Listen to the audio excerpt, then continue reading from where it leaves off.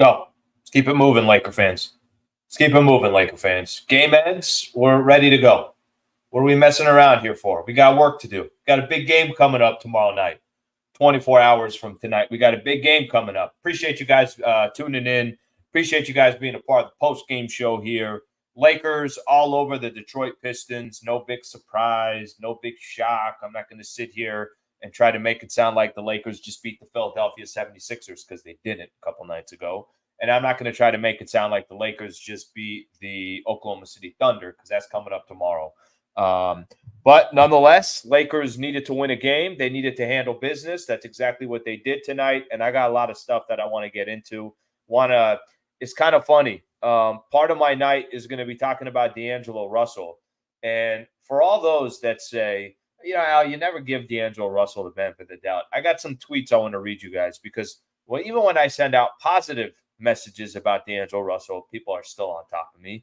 Cam Reddish comes back. We'll talk about the impact Cam Reddish had on this game and just having him back, how important that is for the Lakers. Of course, we're going to talk about the big matchup coming tomorrow night. Lakers and the Oklahoma City Thunder. That's the game. Tomorrow's a game. Tomorrow's a chance to go 3-1 on your road trip. And that's obviously going to be incredibly important for the Lakers to make happen. And then I got a couple other things I want to get into. More trade rumors around the Lakers, the in-season tournament, and that schedule came out for the Lake Show. So this is going to be a little bit of a combination of the post-game show, and it's also going to be some opinions on a few other things around Lakers basketball. So thank you for tuning in. Please subscribe to the channel if you don't mind doing that. Okay, let's get right into it. I think simply put for the Lakers, this is what you were supposed to do. And I had, let's see, since the last time we talked on Monday night when the Lakers lost to the Sixers, I had my radio show in the morning. I had Lakers Talk at night. I had my morning show today, and then I also had the pregame show. So there's basically been 4 or 5 shows that I've done since just the last Laker game, and I think the entire conversation was all around go whoop the you-know-what out of the Detroit Pistons because they're an awful basketball team. They're awful. Like there's no other way to describe it. They've lost 15 games in a row in the NBA. Teams that lose 15 games in a row, I completely forgot. I don't even know if I'm allowed to throw punches and jabs and come in when you're playing a team that's 2-16. You know what I mean? Like if I'm throwing jabs for a game like tonight against the Pistons, what the hell am I going to do tomorrow if they beat the Thunder? Like coming in with a roundhouse? You know what I'm talking about? What am I coming in with? Am I coming in with an actual boxing gloves? Like, I don't even know what I'd come in with. So I think, how people spar and it's not the actual match, but they're really not throwing that much. I think that's kind of what tonight is. But point I'm trying to make is that the Lakers, this is a game that everybody was like, okay, yeah, you're fine. Just go handle the Pistons. Make sure you're not playing your key guys in the fourth quarter, which LeBron still played 3 minutes in the fourth quarter. They were up 30. I don't understand what's going on there. I guess that's a separate conversation. But ultimately, for the Lakers, this was go handle business and start getting ready because you got the Oklahoma City Thunder tomorrow, and we know how good of a team the Thunder is. Okay, so the game starts, and the Lakers, right out the gate, did something that they never do. They had a really good first quarter. 38-24, they won the first quarter. In the first half, I think the biggest lead that they had was 19. Ultimately, the Lakers took a 33-point lead. So this game was never in doubt. It's not like anybody thought that the Lakers are going to lose this game or they're in jeopardy or anything along those lines. That certainly wasn't the case. That wasn't going to happen. But what I will tell you is it's one thing to say it. It's another thing to go out there and do it. And the Lakers went out there and did it. Just one thing to my camera here. It's one thing to say you're going to go do it. It's another thing to just go do it. And that's what the Lakers did, and that's what they had to do. So the way they start the game, D'Angelo Russell came out cooking, absolutely cooking. Give D'Lo a lot of credit tonight. Now, I'm going to go back to what people were sending me on Twitter. I'm not one to sit here and take away credit from D'Angelo Russell tonight. Why would I? The man had 35 points and 9 assists. Come on now. That's a fantastic game from D'Angelo Russell. He started out 6 for 6. He had, I think it was 18 or 16 by halftime. Season high for him. He shot 13 of 17 from the field. Give D'Angelo Russell a lot of credit tonight because he went out and helped the Lakers blow out the Detroit Pistons.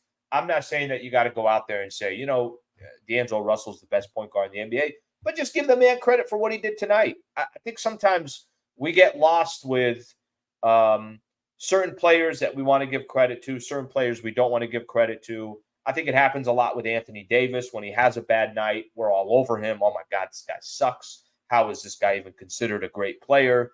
But give D'Lo his props tonight. Now, these are the comments that I was getting from other people on Twitter about D'Angelo Russell saying, yeah, but do it in a meaningful game. Okay, I'm okay with that. I understand that. If somebody wants to say, listen, if D'Angelo Russell tomorrow dropped 35-9 and shot 13 of 17 from the field against the Oklahoma City Thunder, yeah, that's a different conversation. Of course, it's a different conversation. However, this was against the Pistons. Yes, the Pistons are bad, but this is still a team that you need to beat on your schedule, and I still think it's very meaningful that he had the type of night that he had tonight. Again, I'm going to say it again. 13 to 17 is an incredible field goal percentage. 35-9 means not only am I getting 35 points and I'm hitting threes. He was 5 of 7 from the three-point line. I'm getting to the basket. I thought Stu Lance said something that made a lot of sense during the broadcast where he said that D'Lo had a couple layups early on, and then the flow of the game, he was able to kind of do whatever he wanted from there. He was in a rhythm. He felt good. Your confidence is nice. That's why I never understand it. With players that are struggling from the field, why don't they just try to get to the basket or get to the free throw line? Because that's how shooters eventually get their rhythm anyways. It's the small plays that you kind of start closer to the basket, you work your way back, and, obviously you can start handling business from there. But 35, and then on top of that, 9 dimes, so you're still finding AD, you're still finding some of these other players, you're still getting other guys involved. That's incredible. That's fantastic. And like I said, hats off to D'Angelo Russell tonight because of what he did. Now, I'll get back and I'll read some of those comments because I'm sure there's going to be comments here that will say whatever it is about D'Angelo Russell. I'll get into D'Lo because I think D'Lo deserves a little bit longer of a conversation, and I'll get to there because there are still people that look at his game and will say, cool, but you're doing it against the Pistons. By the way, I'm not opposed to that. It, of course, is much more impressive when you're doing it against a better team, and I'll get back to that one. Okay, a couple more things I want to hit on. Anthony Davis, great tonight. 9 of 15, 28 points, 16 rebounds, 3 block shots, 10 of 13 from the free throw line. So he gets 15 field goal attempts. He gets to the free throw line 13 times, and overall has 28 points and the 16 rebounds plus the 3 block shots. I know there's a caveat to all of this. Pistons are a really bad team, so I'm probably going to have to just keep reminding myself that because this is not one of those games where I think we sit back and you say, watch out, NBA. Everyone's whooping on the Pistons. The Washington Wizards have one of the worst records in the NBA. They whooped on the Pistons. I think it was the last loss that the Pistons had. But literally the Wizards have 3 losses, and even they are beating the Pistons like they're not even an NBA team. Bron tonight, 9 of 19 from the field. Played 29 minutes. So did AD. I think you could have easily played Bron 25 minutes around there. You know what I don't know? I genuinely don't know this. By the way, Bron 25 and 8 tonight, 2 of 6 from the three-point line. I genuinely don't know this, but I'm going to lean towards some of these decisions are just up to LeBron James. So what I mean by that is let's use LeBron as an example. Fourth quarter started. Lakers were up plenty, 25, 27, whatever they were up. And Bron started the fourth quarter. And I could hear Billy Mack and Stu, especially Stu, like, yeah, I don't agree with this one. Why is he in the game in the fourth quarter? This is basically a 30-point game, and I agree with him. I wonder how much is of LeBron telling Darvin Ham, hey, let me just play a few minutes in the fourth. This is more about my rhythm, my routine, and everything else. I'll be fine. 2-3 more minutes isn't going to kill me. I'm not going to be sprinting up and down the floor, killing myself. I'm not going to be diving for loose balls. None of that stuff's going to be happening. I have a feeling that's more LeBron telling Darvin Ham, you don't understand me and you don't understand my body. Give me a few minutes here in the fourth quarter, and that will pull myself out. That first TV timeout, basically 3 minutes in the fourth quarter, I'm going to take myself out, and that's eventually what happened. Braun actually called a timeout, took himself out of the game. I would have preferred the 29, and the 29 for Anthony Davis was lower. Even D'Lo, who played 34 minutes tonight, look, tomorrow's a big game against the Thunder. And they're going to need D'Angelo Russell to be a really good player tomorrow. Not 35-9. Can you give the team 20-8? And by the way, if you're giving him 20-8, that's a good game for D'Angelo Russell. I know he was just cooking tonight, had a good rhythm, had a good feel. But even his numbers as far as minutes go, 34 minutes eventually for D'Angelo Russell. Okay. Another thing I want to get into here, Cam Reddish's impact. I know a lot of people are going to look at this and they're going to say, by the way, I appreciate you guys being a part of the channel. I know a lot of people are going to look at this and say, Cam Reddish, like, let's be real here. It's just Cam Reddish. Let's not go out of our way to talk about Cam Reddish, but I'm going to do that for a quick second. Cam Reddish didn't really do anything on the stat line tonight, but I noticed when Cam Reddish was out for those 3 games that he missed, he got injured, I think, against the Utah Jazz. I noticed that he wasn't there. The best compliment you can give an NBA player, the best compliment you can give an athlete, the best compliment you can give somebody at work is when you notice that they are not there. That means they're having some kind of an impact. Cam Reddish is not going to go be, the glove and Gary Payton on the defensive side. I get that. I understand it. But he's got great energy. I feel like he's all over the place. I think he is a guy that will dive for loose balls. I think Darvin Ham is telling him, hey, when I say go, go. And he's like, cool, I'm going to go make it happen. I thought having Cam Reddish back tonight was very impactful. And Laker fans, here's the reality. He played 20 minutes. He was 0-3 from the field, had 3 rebounds, 2 assists, and 0 points. I like when Cam Reddish is in the game for the Lakers. So, Max Christie got another opportunity to start. Cool, awesome, good opportunity for him. But eventually, I think Cam Reddish is going to work his way back into that lineup. So, something to keep in mind there.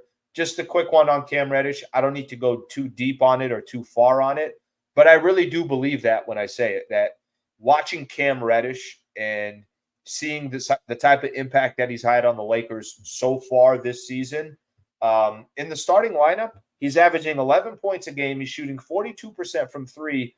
And what was the other stat? 1.7 steals in total for the Lakers this year he averages per game. So good to see Cam back. And frankly, for the Lakers, they need all these guys. They need Rui.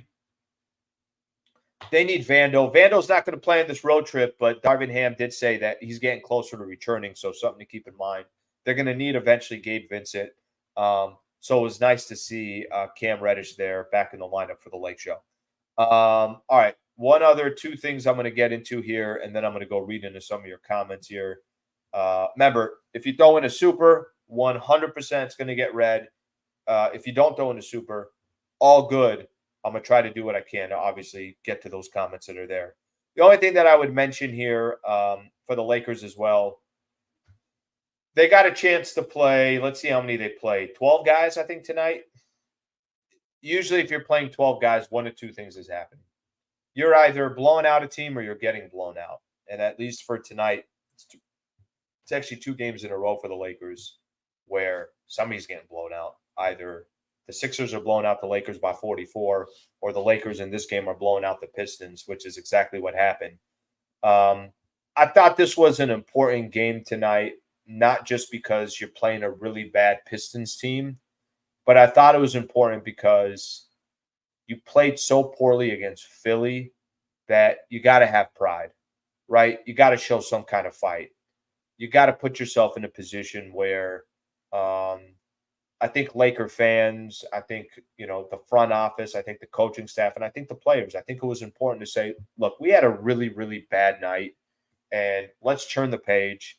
And they were fortunate enough that Pistons was on the schedule, and it wasn't OKC tonight. I think that was, obviously something that worked to the Lakers' benefit, that the competition was so bad.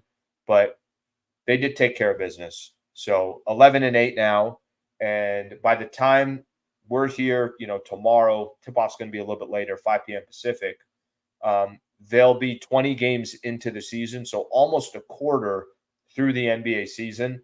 And let's see what they can do in that final game. And frankly, I think if you want to really impress, the way to really impress is you win a game and you go 3-1 on this road trip, and you win a game against a tough opponent. Okay, let's see some of these comments here. A lot of comments here. Can we please win? All right, here's one we got here. Can we please win the last game of a back-to-back for once? Listen, for me, just to be honest with you guys, I'm going to get more into that Lakers-Thunders game. I would be surprised if they won tomorrow. I would, because they have had issues with back-to-back games. They have had issues with winning on the road against good teams. So let's see if they have one of those games where we can all kind of walk away and say, damn, that was a really, really good win. I thought the Cavs win was the best road win that they've had this year. And I think the Thunder are a lot better than the Cavs. So that's obviously going to be a really tough one. Got you, my brother. Jay, I got you, my brother. Francis, thank you for the super. If we win tomorrow, I will forget the Philly game. I think a lot of Laker fans will say, okay, it was one. Listen, if you told me going into this road trip that the Lakers have, if you would have told me they're going to go 3-1 against 3 playoff teams, you got the Cavs, you got the Sixers, you got the Pistons, and you got the Oklahoma City Thunder, of course, every Laker fan is going to sign up for it. I think I was telling you guys earlier, earlier in the week after they beat the Cavs, that I was okay with 2-2. And they're 2-1 now. So let's see what happens tomorrow. This is a team that is very hard to predict. So I'm also not going to be one that's trying to predict what this Lakers team is and try to predict, oh, yeah, they're fine. They're going to go get another W. That's not easy to do with the Lakers, and I'm not going to try to do that because I don't think I could give them the benefit of the doubt just yet, because they also haven't shown that they can go win big road games and they could do it on a consistent basis and that the players can be consistent. Francis, thank you for the super. Okay, got D-Lo here from Matt Kearns. Nice, only 29 minutes, AD and LBJ. Probably could have saved a couple more minutes. Bargain shoppers in there. I hope when, you guys kind of look at this, you guys kind of say to yourself when you see it, you're like, is that Riddick Bowe? Who is that right there? Is that Evander Holyfield? Is that Lennox Lewis? No, that's Sliwa. That's Sliwa right there. That's Sliwa right there. Okay, let me see a couple more of these here. Yep, tomorrow, super tough game. Absolutely. Oh, these are my favorite. Thanks, Bowie. You're a D-Lo hater. Don't kiss ass now. Yeah. Don't give credit where it's due, and then don't criticize when it's time to criticize. For sure, Bowie.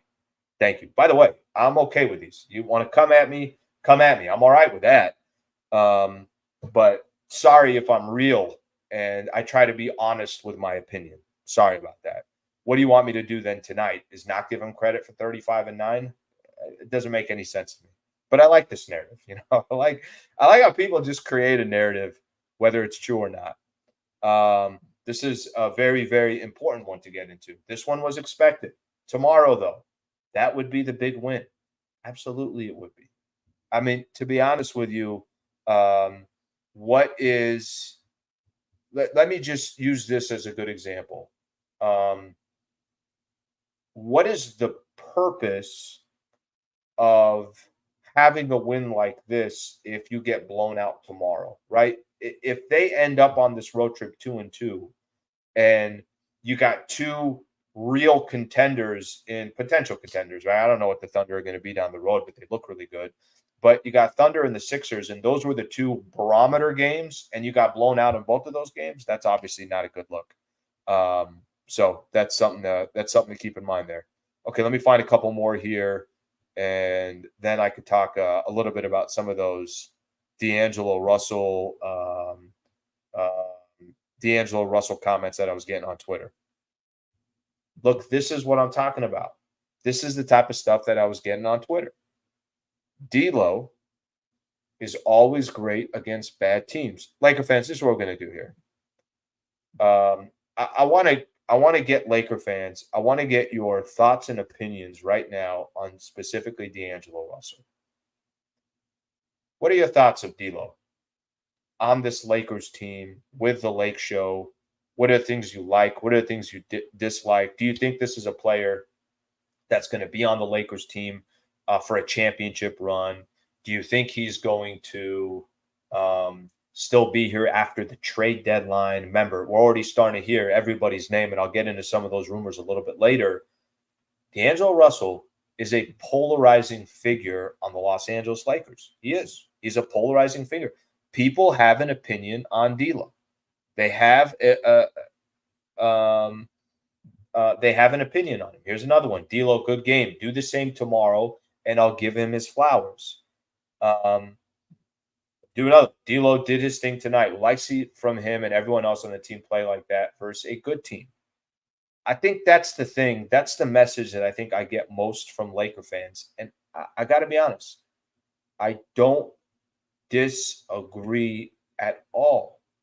Ultimately, at the end of the day, let me go back to AD is not a perfect example, but Lakers played the Sixers on Monday night, and you kind of, I think the last 10 games we're going through his numbers. NBA Central had a good tweet just listing out AD's numbers. There's times that you look at AD and you're like, AD, how are you 32 one night and then 10 another or 17? Like, that's so drastic. I think with D'Angelo Russell, you don't get necessarily that consistent play. And the way you churn people's heads is you do it against good teams, or you do it in the playoffs, or you do it in crunch time. And there's a lot of times that Darvin Ham doesn't even have D'Angelo Russell at the end of some of these games. So I think it's completely fair for Laker fans to say, hey, badass tonight. What you did, fantastic. However,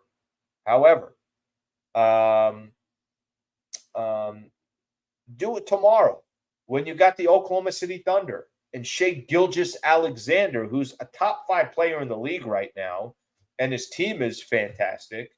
And it's probably going to be an MVP candidate if their team keeps doing what they're doing.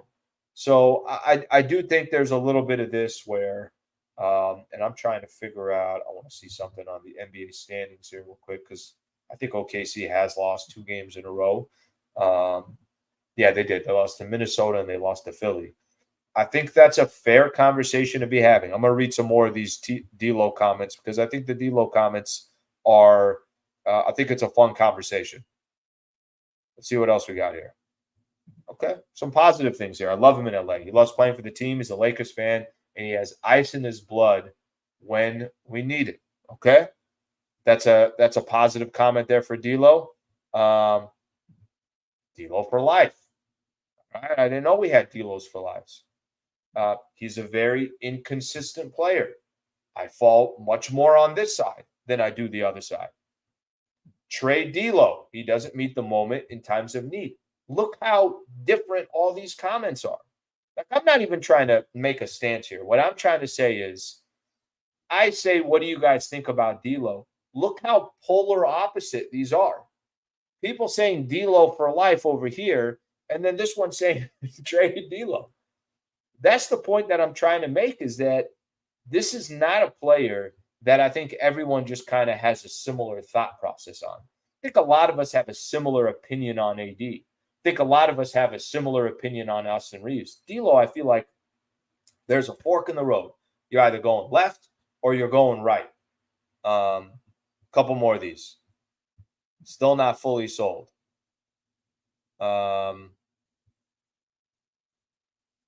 Let's see what else we got here. Someone understood my Riddick bow. Thank you. It's going old school with some of those boxers. Going old school. Okay, here's somebody that blames Darvin Ham. Ham is a terrible coach. He doesn't use the players officially, including D'Lo. He's been a solid floor general this year. He's must have good assist to turnover, killer three-point shooter. Okay, so everybody's got their opinion on it. And I appreciate you guys. You know, I ask, hey, can you guys give me some D'Lo comments where everybody's given their opinion on it? SGA is going to eat his lunch. Next comment. D'Lo tomorrow, 28, 5, and 6. I mean, just these two. SGA is going to eat them up. D'Lo is going to have 28, 5, and 6. So everyone is all over the place on this. I will say, for those who are not crazy about D'Angelo Russell, right? Not crazy. Like, I'm not going out of my way and fighting for my life, like somebody said, D'Lo for life, for D'Angelo Russell. What D'Lo can do to change some of these opinions for, let's say, half of the comments on here is bigger games you perform. So when I'm doing that post-game show tomorrow, all I'm asking for in that post-game show is that we're looking at D'Lo and saying D'Lo was solid tonight. Whether Lakers win the game or not, it's not all going to come down to D'Lo. You know, Austin Reeves has got to perform. Role players got to perform. Bron and AD got to be great. It's more than just D'Angelo Russell, but I love that our conversations about D'Angelo Russell are very polarizing, and that's up to him to kind of, you know, obviously change a little bit of whatever that perception is. But tonight, nothing to say. 35-9, 35-9 for D'Angelo Russell tonight. That's phenomenal.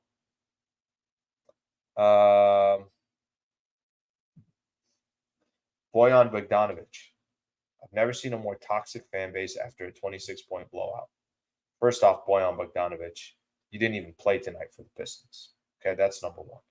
That's number one. Number two, what's toxic is the Pistons. We've got a big game coming up tomorrow. Lakers are coming off of a 44-point loss. I mean, if the expectations are to win, there's a lot of talking about, okay, what's the big picture? What's tomorrow going to look like? Can you go beat a good team on the road is you know, certainly a good thing to pay attention to. Okay. I'm going to tell you guys, I'm going to get to more of the comments, but I'm going to tell you guys what I got left to talk about. I want to talk about the game tomorrow against OKC. There's more Laker trade rumors, so we're going to spend some more time on that. And then the in-season tournament, we finally know what the schedule is going to be on Tuesday. And, you know, what's kind of crazy, and I did not think that this was going to be happening, kind of a fan of this freaking in-season tournament. What the hell just happened here? Why am I all of a sudden becoming a fan of the in-season tournament? But I am, and I got my reasons why. And for those who think that I have a financial advantage, I love people. Well, you have to like it because you work for ESPN. I don't have to like the in-season tournament. There is no financial advantage to Alan Slewa. I don't work for the Lakers. I'm not part of the coaching staff, and I'm going to make part of that $500,000. If I was, I would tell you. But unfortunately, I'm not part of that. I wish I was, but I'm not. Okay, let's do this here real quick. I want to talk about Underdog Fantasy. I got my picks that I want to make here real quick. Underdog Fantasy, did I get it? I'm not even looking at it because I'm sharing the screen. Yep, partner up there, right-hand corner or left-hand corner. Underdog Fantasy is a proud partner of this show right here. Every post-game show that I do, they're the official partner. I'm very appreciative to have a partner on the channel. You know, just so you guys know, I'm going to take you guys behind the scenes a little bit. I really, really, really have future plans to grow this channel and do a lot of things with this channel. In order to do so, partners are very, very important. That's going to help accomplish some of the things that I'm hoping to accomplish. And what I'm referring to by that is grow the channel. And there's many ways to grow the channel. And having partners and having revenue be a part of that is a big part of the business plan. They are an official partner here. If you play DFS, Daily Fantasy Sports, or you don't play Daily Fantasy Sports, let me tell you a little bit about Underdog Fantasy and give you a quick little incentive. If you sign up on the app or sign up however you sign up on your desktop, there's this right here. First deposit match of up to $100. So what does that mean? That means if you go sign up for Underdog Fantasy and you use my code HoopsLA, which is obviously in the banner there, use the code HoopsLA, you get a $100 deposit match. What that means is you put in $50, they'll match it. You're basically playing $50 on the house. You have $100 on your account. You put in $100, you have $200 in your account because they match that $100. You're playing with $100. Kind of a no-brainer, especially if this is something that you like doing. I do pick'ems. There's my pick'ems right there. I'm going to do pregame. Pregame as in a game that has not started yet. I'm going to go to the NBA because the NBA is what I do. Good game coming up here in about 6 minutes. Let's get our picks in. Clippers in Sacramento. How great was that when the Nuggets beat the Clippers in Denver? Aaron Gordon didn't play. Jamal Murray didn't play. Nikola Jokic didn't play. You got to love all that. I say Kawhi goes higher than 24.5 because Sacramento doesn't play defense. Let's find one other player here. Let's find it for the opposing team. Sabonis, 18.5 points. Yeah, I think Sabonis eats tonight. Let's put $20 on it. If I win, the 20 makes you 60. So 3 times what you put in. I hit submit. Basically get this in. Doesn't take very long to do. There's Kawhi. There's DeMontis Sabonis. Got some action on the game tonight. Underdog Fantasy, Hoops Code, Hoops LA. Appreciate you guys hanging around for that. Okay, let's talk Lakers and the Oklahoma City Thunder. So right now, if you go to the standings, let me actually share my screen here. Share my screen, and I want to get into these standings with you guys real quick. Why? Because the NBA is freaking badass, and there's a lot of good stuff going on right now in the league, and I like talking about it. Here's the standings right now, and the Lakers got the Thunder coming up tomorrow. Okay, Oklahoma has lost 2 in a row. So at one point, I think just yesterday, before they lost to Minnesota, they were in second place in the Western Conference. They're 11-6. Lakers are 11-8. There's only a difference of 1 game, but it just kind of shows you how clogged everybody is. I mean, Lakers right now, 7th place. We do not want to be in 7th. Enough of this in-season freaking tournament. But plenty of time left, and it shows you Lakers are 1 game out of being in 3rd. 1.5 games of being in 2nd. So they're right in the mix. They are where they need to be. What I just want to see from the Lakers is more impressive wins. I want to click on the Thunder here real quick and walk something through with you guys. Oklahoma is a solid team. They got a number of really, really good players. But the player that everyone's watching around the NBA is Shai Gilgeous-Alexander. And everybody knows how talented he is. Look at Shai's numbers. 30 points a game, 6 rebounds a game, 6 assists a game, 2.5 steals a game, almost a block a game. Shai Gilgeous is real deal. We got a chance a couple nights ago on Monday night, and I don't know about you guys, I was incredibly impressed getting a chance to watch Tyrese Maxey. Oh, I don't see Tyrese Maxey all the time. I don't get an opportunity to watch Tyrese Maxey all the time. So I'm watching Tyrese Maxey play, and I'm like, damn, this dude is phenomenal. We've got to see a lot more Shai Gilgeous over the years. He's real deal. When I'm not trying to exaggerate here when I say this. If he won an MVP in the next couple of years, it's no surprise or shock. NBA.com every week puts out like the leading MVP players. Shai's on that list. He's not 1 and 2, but he's 5th and 6th, which shows how good Shai Gilgeous is. Chet Holmgren, obviously rookie year, didn't play last year because of an injury. He's 18-8 a game. Jalen Williams, 17 a game. Giddey dealing with all his stuff. I don't know what's going on there, but Josh Giddey, 12 points a game, 4.5 assists, almost 6 rebounds. Isaiah Joe, Dort, obviously a player that's been on that team for a while. They got 6 guys that average double figures. They're a solid team. And the Lakers coming off back-to-backs. Obviously, this is not playing in the Lakers' favor. The Thunder are going to try to run up and down the floor. The Lakers have been in this position before. I'm thinking off the top of my head, this might be the 3rd or 4th back-to-back. I know there was a game. I know 2 of them. I know there's 2 of them, no question about it, that the Lakers were in position-wise and already lost 2 back-to-backs. Let me double-check here. I want to look at this real quick. Got some curiosity of what I want to get the exact number of back-to-backs. So they had a back-to-back. They won 1 back-to-back. They won 1 second of a back-to-back. Early in the season, they played Sacramento, lost that game in overtime, but then came back home and beat the Orlando Magic. Okay? Then they had another back-to-back, Memphis-Sacramento, beat Memphis, lost to Sacramento. Utah-Dallas, that was last week, beat Utah, lost to Dallas. That was the 1-point game. And then now have this one, Detroit and OKC. So they're yet to win both back-to-backs. They have won one game of it, the second of a back-to-back. And I think the OKC game is the biggest challenge of all the games that they've played because this one's on the road. The other three back-to-backs were all at Crypto.com Arena. So really, really tough game coming up for the Lakers tomorrow. And I'm going to say this because I've said this before. I was saying it in the pregame show today. I'm a big, big fan of games like this. I'm a big, big fan. By the way, Wesley, thank you for the reminder. If you want to throw in where you're tuning in from, you could throw in the city that you're tuning in from, the state that you're tuning in from, the country that you're tuning in from. I know Laker fans are all over the globe, to be honest with you. So you can put in that roll call if you want to right now.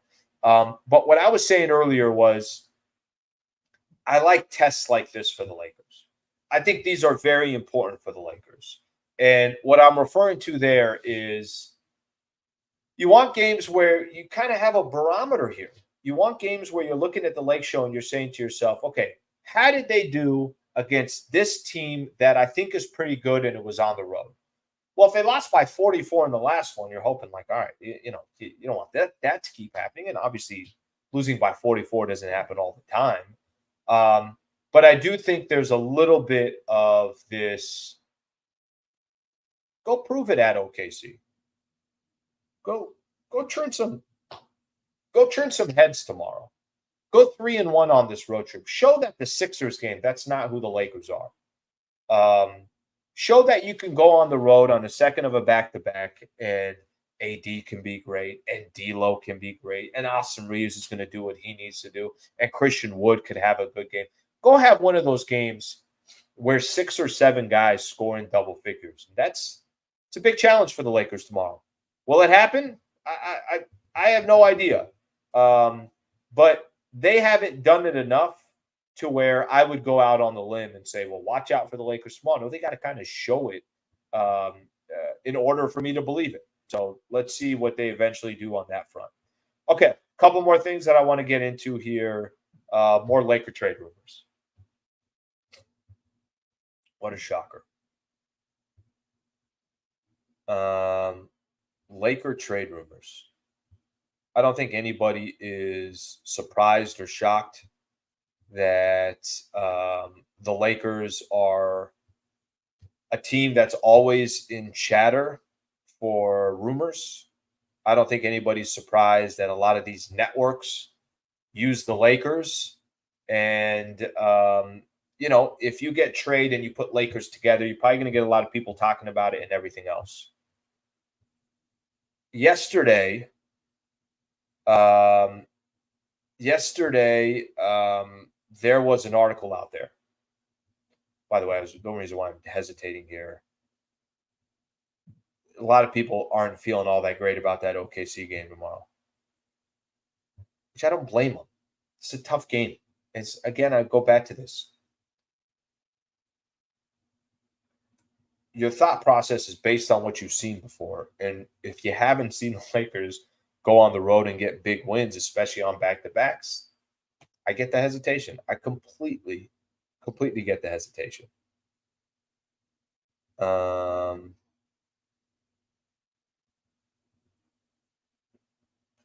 Okay. Let me get back to what I was saying. So some of these trade rumors here. I'll get into some of your comments in just a second. Yesterday, Sham Charania doing his show, and I think he does obviously for The Athletic, but they also do a show on X. I think it's a FanDuel show or something along those lines. Okay. This is what he said. He's talking about the Lakers. I expect them, the Lakers, to express interest in Zach LaVine, but he's making almost $40 million. He goes on to say, and so total salaries to reach that amount in a trade, guys like D'Angelo Russell, Rui, they are not both trade eligible till mid-January. And so the Bulls, I'm sure, would covet Austin Reeves in any potential Zach LaVine trade. If you're the Lakers and you're out trying to pursue a third star, whether it's Zach LaVine, anyone else that becomes available, the player teams will ask about is Austin Reeves, 100%. Okay. All right.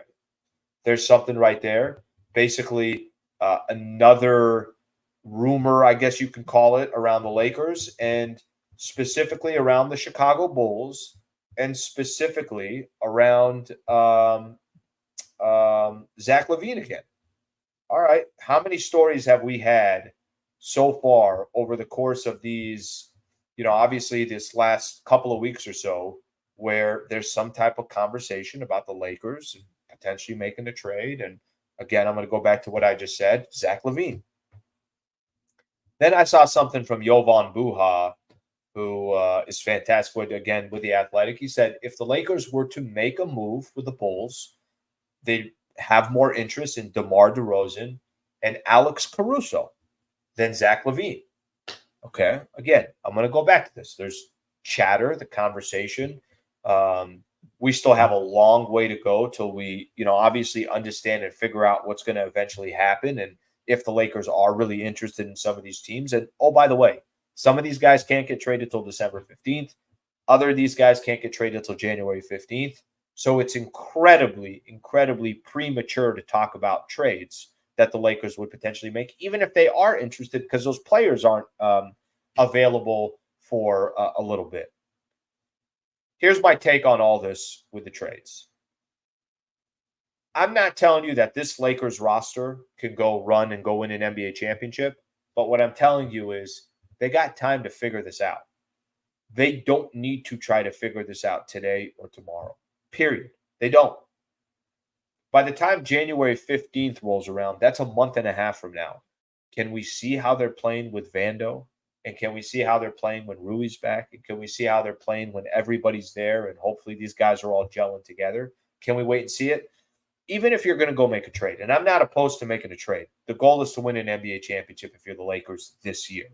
LeBron's at this stage of his career. It's the Lakers. They're always shooting for an opportunity to win the whole thing. They're in the window where they're clearly trying to win right now. I'm not opposed to making a trade, period. I'm not opposed to it.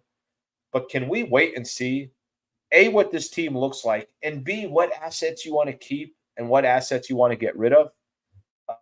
I get it. If I'm another team out there and I'm about to trade one of my players, of course I want Austin Reeves. Why wouldn't I? You know what else I want? I want draft picks. I want assets that I feel like are the contracts are at a good stage. There's a lot of things I would want from the Lakers. So I think looking at the Lake Show and eventually seeing what they end up doing, I think a lot of this is just noise and chatter.